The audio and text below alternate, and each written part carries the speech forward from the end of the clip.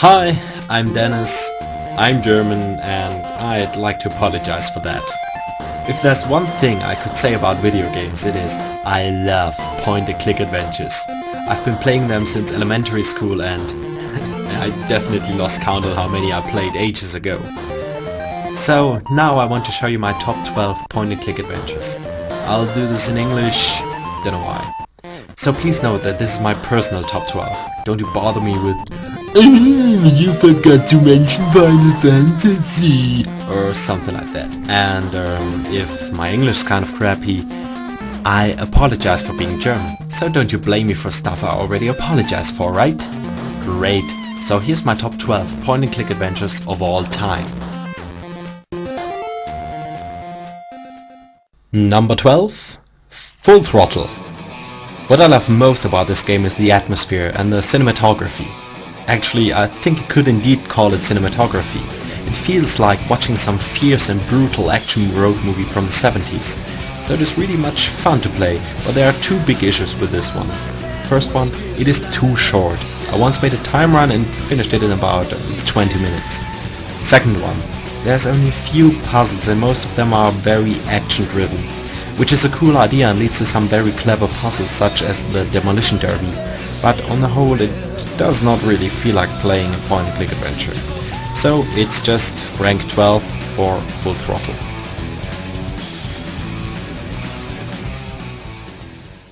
Number 11. Black Mirror. Ever since Broken Sword was such a success, there were many games ripping off the original. Black Mirror, however, totally feels like the first Broken Sword, without even trying to copy anything from the original. It has a very intense story with some clever twists. The puzzles are always very original and logic, and the main character is not only some shining hero as usual. Oh, by all means he's not. The game succeeds in creating a creepy kind of atmosphere without using too much gore effects or horror elements. All the locations just make you assume that there's something evil going on, and it gets more and more intensive the longer you play. If you like Broken Sword but haven't tried Black Mirror yet, you definitely should.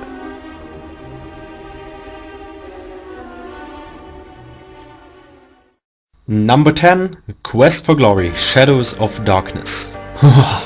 Just seeing this title screen gives me the chills, because I know what's in this game.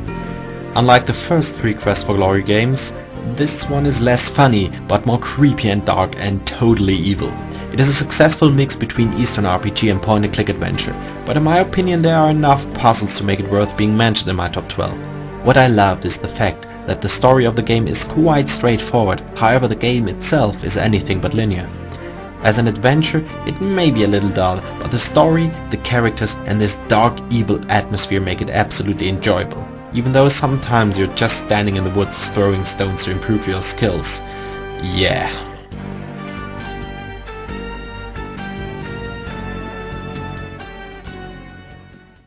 Number 9. Grim Fandango. This game would have ranked much higher if it had better controls. Well, it came out by the time when 3D graphics were state of the art. However, in this case LucasArts failed in bringing 3D and keyboard control to point-and-click adventures. The gameplay was really bad, and from a today's point of view the characters look like shitty cubes with ugly skins, though these skeletons shouldn't have any skin at all. That really is a pity, because Grim Fandango offers an epic story, funny puzzles, a great main character as well as charismatic villains, and interesting locations. I bet if they made it in the style of Monkey Island 3 it would totally have kicked major ass. It remains a great game, which could have been much more in my opinion.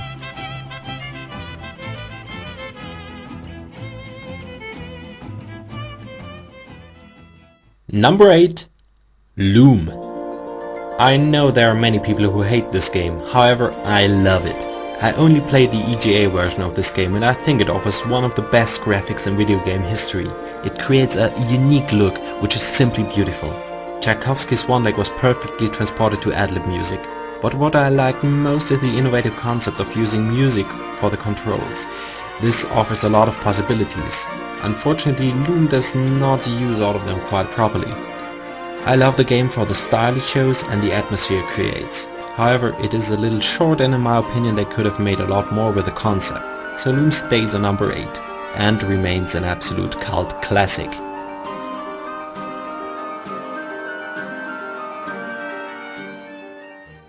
Number 7. Monkey Island 2: LeChuck's Revenge. Okay, could there be any list of great adventure games without at least one part of the Monkey Island franchise? I guess not. I know that the first Monkey Island is the real classic. However, I think the second one is better. It has better puzzles, more locations, and I even think the better humor. No doubt that the ending is dull, but who cares as long as the rest of the game is fun to play. And it is. Don't get me wrong, the first one's great too, but I just assume that LucasArts improved a lot with LeChuck's Revenge. I even like the special edition of this one, while Secret of Monkey Island SE was... let's not talk about it.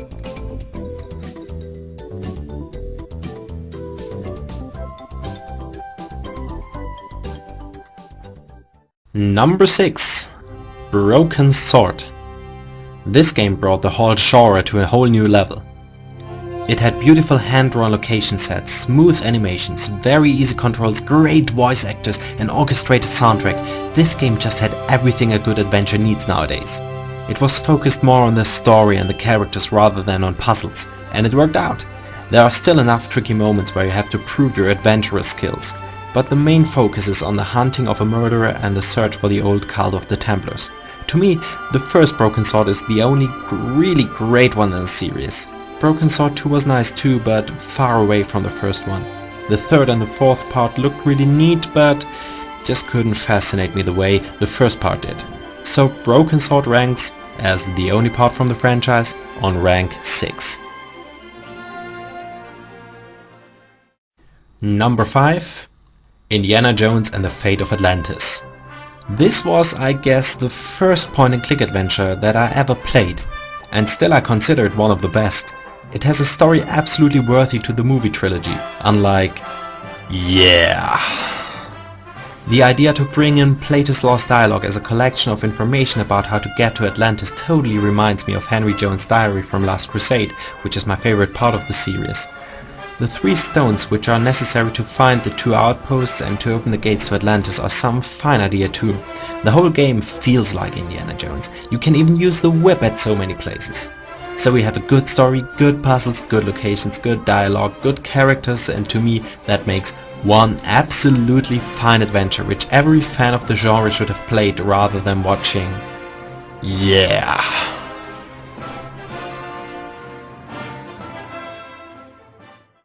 Number 4. Sam & Max Hit the Road. This game is totally annoying, in a positive way. It seems to play in the USA of our world, but somehow it's just so wrong. It's colorful, it's funny, it's stupid, it's anarchic, and what I love most is that Sam & Max simply don't seem to care about how weird everything around them gets. This weirdness gives a lot of room for funny and challenging puzzles. But as weird as it is, after all it is still some firm and fine detective story. The game is so full of good jokes, funny catchphrases and one-liners. I was quite young at the time I played this the first time. I think I didn't get the overall context of the story. I didn't really accept that this game can't be taken serious at all.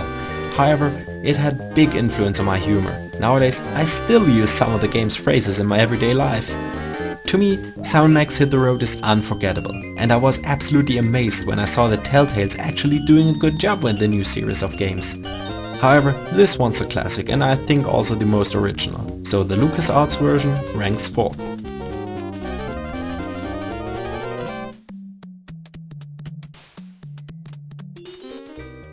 Number 3. Day of the Tentacle. This one is somehow similar to Sam & Max, but I think it's a little bit better. Here's a short summary of the story just to show you how crazy it is. A mad scientist invents 2 creatures called tentacles, which he keeps as pets. One's evil, the other's not. The evil tentacle drinks from an obviously useless mud machine, so it grows arms. After that, it wants to conquer the world, yeah. As a consequence, the scientist sends 3 students through time in 3 portaloos in order to deactivate the mud machine in the past. How can you not love it? Just like Sam & Max, this game is colorful and weird. Every character seems to be totally dull and crazy, including the protagonists. The fact that the game takes place at 3 different time levels gives a lot of room for innovative puzzles, and the game makes so much use of it. Plus, it has a great kind of over-the-top humor, but in a very friendly way.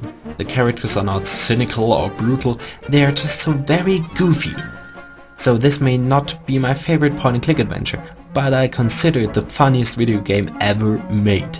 So, rank 3 for Day of the Tentacle. Speaking of 3...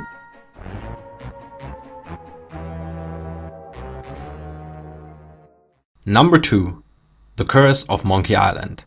Yes, I know some people criticize the third part a lot. I don't understand why. It is my personal favorite of the Monkey Island series. Don't get me wrong, I really like the first part, I just don't think it's such a uber adventure. It looks nice, it is funny, the puzzles are okay, and it's just fun to play. It has a lot of good ideas, such as the insult sword fighting, although this is the part I nearly hate most of the game, because it's getting so boring at some point. It's a neat game, but to me it's not the best. However, it's not my least favorite Monkey Island. Escape from Monkey Island is the shit. Curse of Monkey Island has nice comic graphics, a lot of fun, enjoyable characters and great musics. Plus, I love this dark but somewhat comfy atmosphere on Blood Island. I enjoyed this third part a lot. And for the few things it may not do perfectly, it is still a great adventure regarding the puzzles, the hint level and the difficulty on the game. Yo!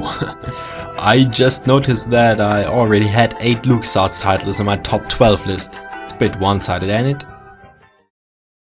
So, here's my number 1, and guess what? It's not from LucasArts. Toonstruck! I love this game from the first second on. It is just like playing some Looney Tunes cartoon, which I loved so much as a kid. It makes fun of all the cartoon cliches, and at least in the first half of the game there's absolutely no location where nothing completely weird is going on. There are also many memorable scenes from this game, such as the part where the butler, who is a foot, is lured into a trapdoor. Or the part where a cat and a dog try their joke articles on each other. I could watch this over and over again. Plus, it has a lot of well-thought puzzles which totally fit in this bright and cheery cartoon universe.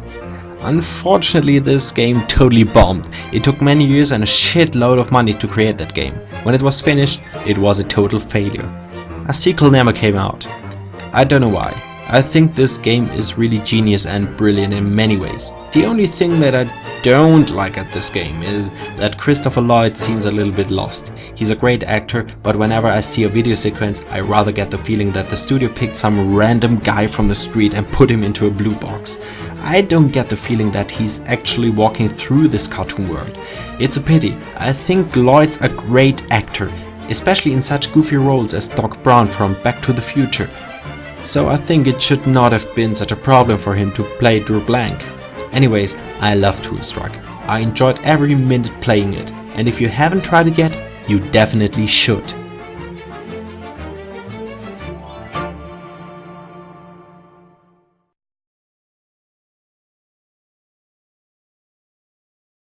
So, this is my top 12 of point-and-click adventures.